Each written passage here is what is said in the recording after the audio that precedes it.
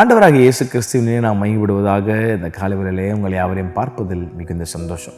நேற்று எபிசோடில் ஓட்டத்தை குறித்து பேசியிருந்தேன். அப்போது நமக்கு முன்னாடி ஒருத்தர் நல்லா ஓடின, வாழ்க்கையை முடித்த, மறித்து உயிரோடு எழும்பின இயேசு கிறிஸ்து என்றைக்கும் நம்ம பக்கத்தில் தான் இருக்கிறார்.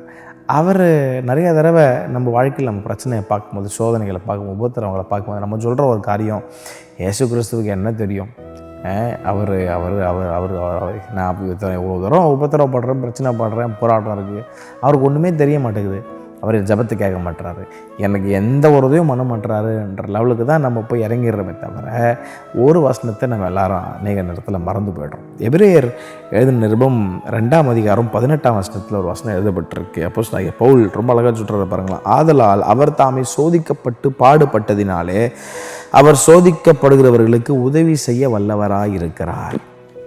ரொம்ப அழகான ஒரு காரியம் இல்லை? அவர் இந்த ஓட்டத்தை முன்னாடி ஓடிட்டாருங்க.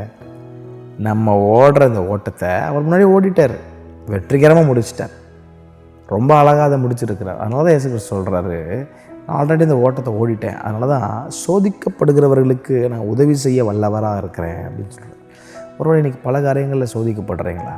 நிறைய பேர் சொல்லுவாங்க, தெய்வம் ஏன் என்னை மட்டும் இப்படி சோதிக்கிறாருன்னு தெரில அப்படின்னு சொல்லுவாங்க.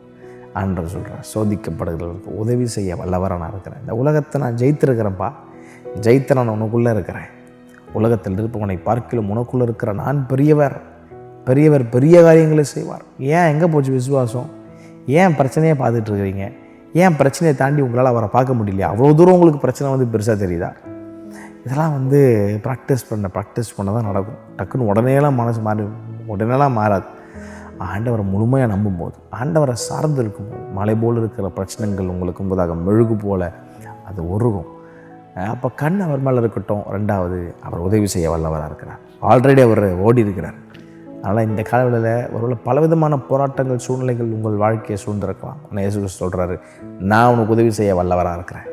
என்னை நம்பி வருவாயானால் வாழ்க்கையை நான் செழிப்பான இடத்துல நான் கொண்டு போய் விடுவதற்கு அது உதவியாக இருக்கும்னு கர்த்தர் சொல்கிறார். அவரை நம்புங்க, ஆசீர்வாதத்தை நிச்சயம் பார்ப்பீங்க. கர்த்தர் தாமே உங்களை எவரையும் ஆசீர்வதிப்பாராக. ஆமென்.